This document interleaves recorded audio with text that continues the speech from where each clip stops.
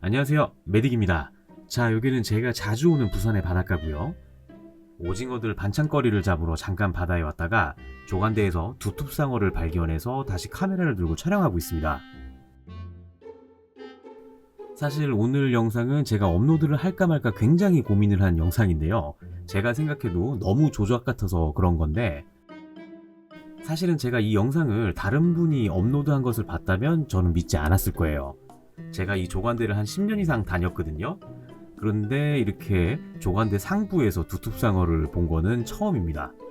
역시나 자연의 다양성하고 의외성은 제가 감히 판단할 수 있는 게 아니라는 생각도 들기는 합니다. 그런데 상어가 거의 죽어가고 있는데 완전히 죽은 건 아닙니다. 이게 살짝 움직이죠. 사실 여기에 이렇게 조간대 상부에 두툼상어가 있는 이유가 낚시나 조업에 의해서 이동된 거는 아닌 것 같고, 아마도 추론컨대 물이 들어올 때 같이 먹이를 쳐서 들어왔다가 나가지 못하고 고립된 것 같다는 생각이 드네요. 이게 몸이 역시 까칠까칠해요. 미끈한 것 같지만 굉장히 꺼끌거리는데, 이 상어가 원래 이름이 사어라고 합니다. 거기서 이제 상어가 됐는데, 이 사자가 모래 사자를 써요. 돌기비들이 있어서 그런 건데, 이걸로 예전에는 뭐 사포도 만들고 응용해서 뭐 전신 수영복도 만들고 했었죠. 그런데 자세히 보니까 이 두툼상어가 암컷이네요. 이게 수컷은 생식기를 가지고 있거든요. 사실 거의 다 죽은 상태라 다시 놔줘도 살지는 못할 것 같은데, 여기서 이렇게 죽은 이유는 정확하게는 사실 모르겠지만 이 조간대라는 환경이 굉장히 혹독한 곳입니다. 특히 여름과 겨울에는 더욱 그런데요. 이 바닷물은 육지보다 기온이 훨씬 높죠. 특히 부산 같은 난류의 영향을 받는 곳은 더욱 그런데, 지금도 대략 한 10도 안팎 정도가 될 거예요.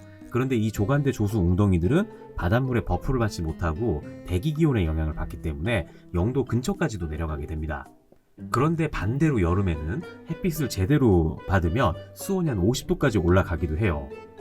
그래서 이 조수 웅덩이 근처에 정착해 살아가는 생물들은 보통 다 특공대 출신이라고 생각하시면 됩니다. 자, 아무튼 이 암컷 상어가 온도 쇼크를 심하게 받은 것 같은데 놔줘도 못 살 듯 하고요. 몇 시간 고민을 하다가 제가 데려오기로 했습니다. 왜냐면 이 두툼상어가 이 시기에 산란을 하거든요. 혹시나 속에 알집이 들어있지 않을까 해서 그런 거예요. 예전에 제가 두툼상어를 부화시키는 영상을 올린 적이 있으니까 한번 확인을 해보시고요. 그냥 여기서 죽는 것보다는 암컷 몸에 알집이 있으면 그걸 꺼내 주라고 저한테 발견된 게 아닐까, 뭐 그런 미신적인 오컬트적인 생각까지 들더라고요. 그래서 데리고 왔습니다.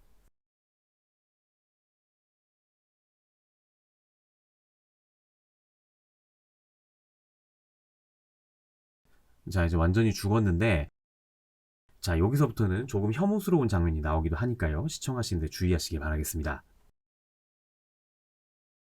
자, 일단 우선 몸을 잘 닦아주고,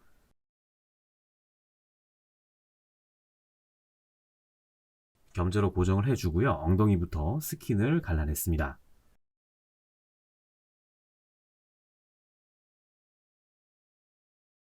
이 상어가 다른 물고기보다 간이 굉장히 큰데, 이 두툼상어처럼 바닥을 돌아다니는 애들은 그렇게까지 크지는 않아요.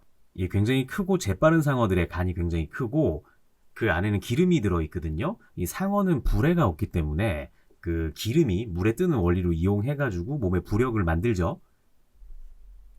그 안에 있는 기름을 정제한 게 이제 스쿠알렌이라고 그래가지고, 연세가 좀 있으신 분들은 아마 스쿠알렌 옛날에 약으로 많이 드셨던 거 기억하실 거예요. 그런데 실제로는 별로 그렇게 약효가 없다고 하죠. 예전에는 거의 뭐 신비의 강장제라고 판매를 하고 막 그랬었거든요. 자, 아무튼 여기 보이는 초록색 구슬 같은 거 보이시죠? 이게 알입니다. 이게 수정란이고 크기가 다른 거 보이시죠? 이게 점점 성숙하고 있는 건데, 다른 내장기관들은 일단 스킵을 하고요. 여기 보이는 이 하얀색 공 같은 게 알주머니인데, 알이 성숙하면 이 속으로 들어가게 됩니다. 그래서 이 알이 이 안에서 주머니 같은 알집을 씌우게 되는 거예요. 예전부터 제 영상을 보신 분들은 아시겠지만 알집 끝에는 꼬인 실 같은 게 있어서 해조류나 어디에나 잘 달라붙게 되는데, 여기도 보면 그 끈이 딸려 나오죠.